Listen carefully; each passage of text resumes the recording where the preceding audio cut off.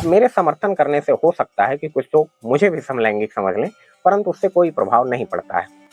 नमस्कार दोस्तों, Excel academy पर आप सभी का स्वागत है। साथियों, हम सेम सेक्स मैरिज के बारे में बात कर रहे हैं।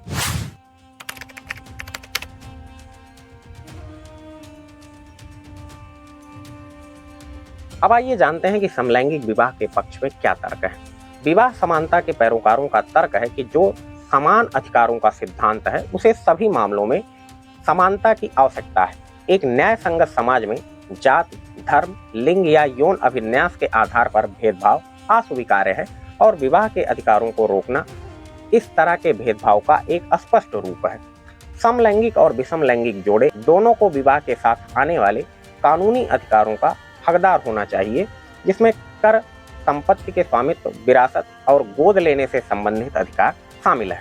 समलैंगिक के रूप में अपने को पहचानने वाले व्यक्तियों को समान अधिकारों से वंचित करने के कार्य को होमोफोबिया के रूप में वर्गीकृत किया जा सकता है। भारतीय संविधान के अनुच्छेद 21 में कहा गया है कि शादी करने का अधिकार जीवन के अधिकार का हिस्सा है और मानवाधिकार चार्टर भी ये कहता है कि शादी करने का अधिकार परिवार शुरू करने के अधिकार का हिस्सा है। विवाह समानता के पैरोकारों का कहना है कि विवाह का अधिकार एक ऐसा अधिकार है जो सभी के पास होना चाहिए, चाहे वो किसी भी लिंग के हो। विवाह को एक दीर्घकालिक बंधन माना जाता है जो दो लोगों को एक साथ अन्य स्वतंत्रताएं खोजने देता है, जैसे कि स्वयं को अभिव्यक्त करने की स्वतंत्रता, एक दूसरे के करीब होना और आध्यात्मिक रूप से विकसित होना। यह सभी के लिए सच है और इससे कोई फर्क नहीं पड़ता कि वह यौन पहचान कैसे करते हैं। संविधान के अनुच्छेद 21 में कहा गया है कि प्रत्येक व्यक्ति को जीवन का अधिकार है और किसी को अपनी शर्तों पर जीवन चुनने के अधिकार से वंचित करना इस अधिकार का स्पष्ट दुरुपयोग है। क्योंकि LGBTQ लोगों के लिए संविधान द्वारा साथी चुनने के लिए अधिकार की गारंटी दी गई है, समलैंगिक विवाह को मान्यता न देना संविधान के अनुच्छेद 21 में दिए गए जीवन और व्यक्तिगत स्वतंत्रता के अधिकार के विरुद्ध होती है। क्योंकि समान सेक्स विवाह को मान्यता नहीं दी जाती है, LGBTQ लोगों को उन अधिकारों से वंचित कर दिया जाता है जो कानूनी विवाह के साथ आते हैं, जैसे कि गोद लेना आदि। क्योंकि समान लिंग विवाह कानून द्वारा समर्थित नहीं है, इसलिए कई जोड़ों का कहना है कि उन्हें बहुत सारी समस्याओं का सामना करना पड़ता है। भारतीय कानून LGBTQ+ कम्युनिटी के लिए संपत्ति का स्वामित्व या हस्तांतरण ये कर पाना कठिन बना देता है। समलैंगिक और समलैंगिक जोड़ों को बच्चे पैदा करने के लिए भारतीय सरोगेट माँ का उपयोग करने की अनुमति नहीं है और जो लोग LGBTQ+ कम्युनिटी से आते हैं वह केवल सिंगल पेरेंट्स के रूप में गोद लेने का प्रयास कर सकते हैं। दिल्ली बाल अधिकार संरक्षण आयोग DCPCR ने कहा है कि समलैंगिक जोड़े उतने ही अच्छे माता पिता होंगे जितने कि विषमलैंगिक माता पिता। और कई लोगों को इस बात से डर लगता है कि समलैंगिक परिवार में बड़े होने वाले बच्चे सामाजिक मानदंडों के बारे में भ्रमित हो जाएंगे और उनके स्वयं समलैंगिक बनने की अधिक संभावना होती है या होगी। वहीं LGBTQ+ कम्युनिटी के सदस्य और समर्थक इस बात से सहमत नहीं दिखाई देते हैं। उनका मानना है कि ये समस्या क्यों होनी चाहिए, क्योंकि तथ्य यह है कि अधिकांश समलैंगिक विषमलैंगिक माता पिता के परिवारों में बड़े होते हैं और ये मानना सही नहीं है कि लोग समलैंगिक केवल बाहरी प्रभावों से बनते हैं।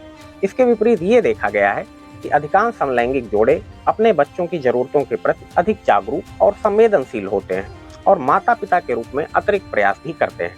मूल रूप से आपको किसी भी अन्य नागरिक के साथ सेम वही व्यवहार करने की आवश्यकता है जो किसी भी सामान्य नागरिक के साथ किया जाता है।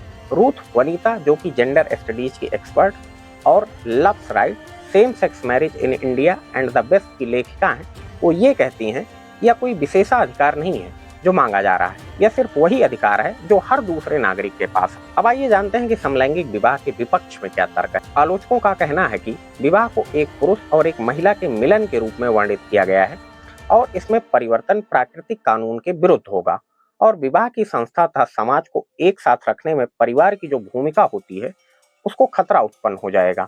उनका तर्क ये है कि समलैंगिक लोगों के सिविल यूनियन हो सकते हैं, लेकिन शादी बहुत दूर की बात है। इनके मुताबिक इस स्थिति में समान अधिकारों की बात करने का कोई मतलब नहीं बनता है। इनका तर्क ये है कि अगर ये सच है तो बहुविवाह और रिश्तेदारों के बीच भी विवाह की अनुमति होनी चाहिए। हर अधिकार की कुछ सीमाएं होती हैं। इनका तर्क ये है कि अगर समलैंगिकता को कानूनी बना दिया जाता है तो यह ज़्यादातर लोगों द्वारा स्वीकार किए जाने की दिशा में एक और कदम होगा। समलैंगिक लोगों को एक दूसरे से प्यार करने या रिश्ते में रहने से कोई रोक नहीं सकता है, लेकिन उनके मुताबिक इसका मतलब ये नहीं है कि वे शादी कर सकते हैं। प्रिंसटन विश्वविद्यालय में समाजशास्त्री सारा मैकलनहॉन के अनुसार समलैंगिकता उन बच्चों का एक अलग वर्ग पैदा कर सकती है जो अपने माता पिता से अलग रहते हों। डेविड पोपनो की किताब लाइफ विदाउट फादर में भी इसी तरीके की अवधारणा व्यक्त की गई है। यदि समान लिंग विवाह अधिक लोकप्रिय हो जाता है तो समलैंगिक जोड़ों के बच्चों का साथ समाप्त होने की संभावना अधिक होती है। किताब में तर्क ये दिया गया है कि पिता लड़कों में असामाजिक व्यवहार और अपराध, महिलाओं में सेक्सुअल एक्टिविटी को कम करने में प्रभावी होते हैं। भाई बाप ही होता है, बाप के एक फ़ोन कॉल से सारी दारू का नशा उतर जाता है। आपने ऐसे बहुत सारे वीडियोस वगैरह देखे होंगे। बाप का डर रहता है, सीधी सी बात है कि नहीं?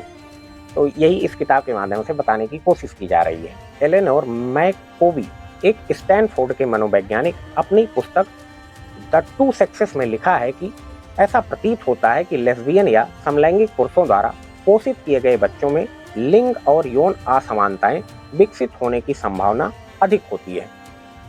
राष्ट्रीय बाल अधिकार संरक्षण आयोग NCPCR ने ये कहा है कि समलैंगिक विवाह किशोर न्याय अधिनियम की शर्तों का भी उल्लंघन करता है। यानी जो NCPCR है वो भी समलैंगिक विवाह के विरुद्ध खड़ा हुआ दिखाई देता है और उसने भी याचिका डाली। किशोर न्याय बालकों की देखभाल और संरक्षण अधिनियम 2015 किसी अकेले पुरुष या अकेली महिला द्वारा गोद लेने को अवैध बनाता है। यानी कि माता पिता साथ ही में मिलकर किसी बच्चे को गोद ले सकते हैं। सिंगल पेरेंट्स के रूप में अगर कोई लड़का है तो वो लड़का ही गोद ले सकता है, अगर कोई सिंगल पेरेंट्स के रूप में फीमेल है तो किसी लड़की को ही गोद ले सकती है। ये ऐसा प्रावधान किया गया है। इस अधिनियम ने हिंदू दत्तक ग्रहण व रखरखाव अधिनियम 1956 और वार्ड के संरक्षक अधिनियम 1890 को अधिक सार्वभौमिक रूप से सुलभ दत्तक कानूनों के साथ बदल दिया है। आयोग ने यह तर्क दिया है कि समलैंगिक माता पिता का दायरा पारंपरिक विषम लैंगिक माता पिता के मुकाबले सीमित हो सकता है। इससे बच्चों का दायरा सीमित होगा और उनका व्यक्तित्व तथा विकास भी प्रभावित होगा, क्योंकि आप जानते हैं कि ऐसे लोगों को सामाजिक स्वीकृति नहीं है तो अपने आप में ही वो सिमटे रहेंगे। तो इस तरीके से उनके बच्चे भी उसी माहौल में उतने में सिमटे रहेंगे जिसमें उनके माता पिता का दायरा होगा। ठीक है ना? तो ये NCPCR का तर्क है। तो NCPCR का ये मानना है कि यदि समलैंगिक युगलों को गोद लेने की अनुमति दी जाती है तो इसमें बच्चों को खतरा हो सकता है।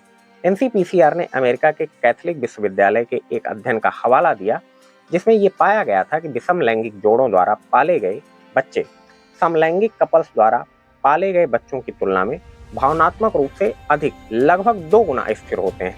अर्थात समलैंगिक जोड़ों द्वारा पाले गए बच्चे भावनात्मक रूप से अधिक अस्थिर होते हैं। अब जो बच्चे भावनात्मक रूप से अधिक अस्थिर होते हैं उनके अपराधी बनने की भी संभावना होती है, ऐसा समाजशास्त्रियों और मनोवैज्ञानिकों का मानना है। तो अगर आप भावनात्मक रूप से स्थिर हैं तो आपके अपराधी बनने की संभावना कम होगी, वहीं अगर आप अधिक अस्थिर हैं तो निश्चित तौर से आप अपराधी भी बन सकते हैं। कई सारे धार्मिक संगठनों और गैर सरकारी संगठनों का कहना है कि भारतीय समाज इस तरह की शादियों को कानूनी मान्यता देने के लिए तैयार नहीं है। इनकी भी व्याख्या कमोबेश वही है, यानी विवाह की अवधारणा से लेकर माता पिता के रूप में 2 पुरुषों या 2 महिलाओं के साथ बड़े होने पर बच्चों पर मनोवैज्ञानिक प्रभाव तक इनकी भी परिभाषाएं हमको सीमित दिखाई देती हैं। दोस्तों, भारत में विवाह एक धार्मिक आधार के साथ एक जटिल कानूनी संरचना द्वारा शासित होते हैं। जैसे 1955 का हिंदू विवाह अधिनियम है, 1936 के पारसी विवाह और तलाक अधिनियम, 1957 का ईसाई विवाह और तलाक अधिनियम और मुस्लिम पर्सनल लॉ के सहित इस तरीके के सभी धर्मों के अपने अपने कानून हैं। 1954 के विशेष विवाह अधिनियम यानी स्पेशल मैरिज एक्ट को छोड़कर सभी विवाह कानून एक पुरुष और एक महिला के बीच विवाह की मान्यता प्रदान करते हैं। और ये आप जानते ही होंगे कि अंतर धार्मिक विवाहों की सुविधा के लिए संसद द्वारा स्पेशल मैरिज एक्ट अधिनियमित किया गया था। नतीजतन SMA की धारा 4 में लिंग तटस्थ शब्दों के उपयोग के पीछे विधायी मंशा को समान सेक्स विवाह के पक्ष में नहीं माना जा सकता है। इससे संबंधित भी एक याचिका दायर की गई थी जिसकी चर्चा हमने अपने पूर्ववर्ती वीडियो में की है। पारंपरिक परिवार और विवाह की अवधारणाएं इन दिनों विकासवादी चुनौतियों का सामना कर रही हैं। साथियों, लिव इन रिलेशनशिप की अवधारणा का भी सेम सेक्स मैरिज के समान ही विरोध किया जाता है। भले ही उन्हें न्यायिक रूप से मान्यता प्राप्त हो, परंतु लिव इन पार्टनरशिप कानूनी रूप से विवाह के बराबर नहीं होते हैं। ऐसे संबंधों की सामाजिक उपयुक्तता अभी भी संदेह के घेरे में हमको दिखाई देती है। साथियों, बड़े पैमाने पर भारतीय समाज विवाह को विपरीत लिंगों के पवित्र मिलन के रूप में देखता है। जिसमें संतानोत्पत्ति की संभावना होती है, जो पसंद या मेडिकल संबंधी मुद्दों से ही सीमित हो सकती है। अर्थात किसी की चॉइस बच्चे पैदा करने की हो भी सकती है अथवा नहीं भी हो सकती है, या फिर कोई मेडिकल संबंधी किसी को कोई प्रॉब्लम हो, कोई समस्या हो तो अलग बात है। लेकिन विवाह का मुख्य उद्देश्य संतानोत्पत्ति ही होता है और इसके लिए किसी सर्वेक्षण या जनमत सर्वेक्षण की आवश्यकता नहीं होती। और ऐसे में जो निर्वाचित प्रतिनिधि हैं वो लोगों की नब्ज को किसी और व्यक्तियों के मुकाबले बेहतर ढंग से जानते हैं। यदि समलैंगिक विवाह का समाज द्वारा विरोध होता है तो कोई भी राजनेता इस विरोध को झेलने की शक्ति नहीं रखता है, क्योंकि उन्हें अपनी सीट खोने का डर होता है। हाल के दिनों में कई सारे ऐसे कानून बनाए गए हैं जो समाज की मांग को दर्शाते हैं। जैसे उदाहरण के लिए आप देख सकते हैं कि दिल्ली 2012 के बलात्कार के बाद बलात्कार कानूनों को और भी ज्यादा स्ट्रेंथन या टाइट किया गया। साथियों, किसी भी समूह के लिए चाहे वो कितने अपने आप को कितना भी बड़ा उदार और लिबरल ये सब कुछ ना समझे, लेकिन उनका ये सोचना कि वह अन्य सभी लोगों से बेहतर जानते हैं बड़ी और सबसे बुरी हठधर्मिता होती है। शायद हो सकता है कि ग्रामीण और छोटे शहरों का जो भारत है वो अलग तरीके से सोचता और महसूस करता है। दुर्भाग्य से इन दिनों जो ट्रेंड चल रहा है कि भारी बहुमत के विश्वास और उनकी भावनाओं का तिरस्कार करना, इसे बौद्धिक श्रेष्ठता के रूप में महत्व देना उदार अभिजात वर्ग की ताकत बन सा गया है, ऐसा प्रतीत होता है। समान सेक्स विवाह को मान्यता देने की जो मांग है उसको सिरे से खारिज नहीं किया जा सकता है, लेकिन ना ही इसके विरोध में विचार किया जा सकता है। सभी को अपने विचारों का अधिकार होना चाहिए, इसमें कोई दो राय नहीं है। हम सबको अपने संविधान का, अपने कानून का सम्मान करना चाहिए और संसद तथा विधानसभा को इस मुद्दे पर बहस करके फैसला कर लेना चाहिए। तो मुझे भी लगता है कि इसमें न्यायिक हस्तक्षेप ना हो तो ज़्यादा बेटर है, क्योंकि वो कहने में जितना आसान लग रहा है उतना कर पाना आसान नहीं होगा। बहुत सारे कानूनों को अपने आप में बदलना पड़ेगा। तो ऐसा निर्णय संसद या फिर विधानसभाओं जो हैं उनमें बहस की जाए, उसके बारे में जो है बात की जाए कि क्या क्या इस संबंध में किया जा सकता है। तो CJI साहब ने सुझाव दिया है उस पर भी विचार किया जाए, और जब बहस करके जो निर्णय है वो कोशिश करके LGBTQ+ कम्युनिटी के हित में ही रखा जाए। तो जल्द से जल्द एक ऐसे कानून बनाया जाए, संसद या फिर वैसे संसद बनाए तो ज़्यादा बेटर है। अलग अलग राज्य की विधानसभाएं कानून बनाएंगी तो वो अच्छा नहीं रहेगा उतना, हालांकि अधिकार उनको भी है। तो एक ऐसा भेदभाव रोधी कानून बनाया जाए जो उन्हें लैंगिक पहचान या यौन अभिन्यास के बावजूद एक बेहतर जीवन और संबंधों का निर्माण करने में सहायता करे और समाज में बदलाव लाने पर जोर दे। मेरी निजी राय में समलैंगिक विवाह को मान्यता मिलनी चाहिए, क्योंकि ना तो साथियों ये कोई बीमारी है और ना ही सिर्फ आप इसे पश्चिमी देशों की सोच कहकर खारिज कर सकते हैं, और ना ही ये भारतीय संस्कृति के खिलाफ है, जिसका उदाहरण हमने अपने पुराने वीडियो में आपको बताया है, पहले वीडियो में। उसको आप देख सकते हैं बहुत अच्छे से, उसमें सारे धर्मों के बारे में हमने बात करी है। अब मेरे समर्थन करने से हो सकता है कि कुछ लोग मुझे भी समलैंगिक समझ लें, परंतु उससे कोई प्रभाव नहीं पड़ता है। तो आज के वीडियो में इतना ही दोस्तों। उम्मीद करता हूँ कि आपको सारी बातें क्लियर हो गई होंगी, सब कुछ समझ में आ गया होगा, और आपसे अनुरोध है कि चैनल को सब्सक्राइब और वीडियो को लाइक तथा शेयर करना ना भूलें। बहुत बहुत धन्यवाद आप सभी लोगों का।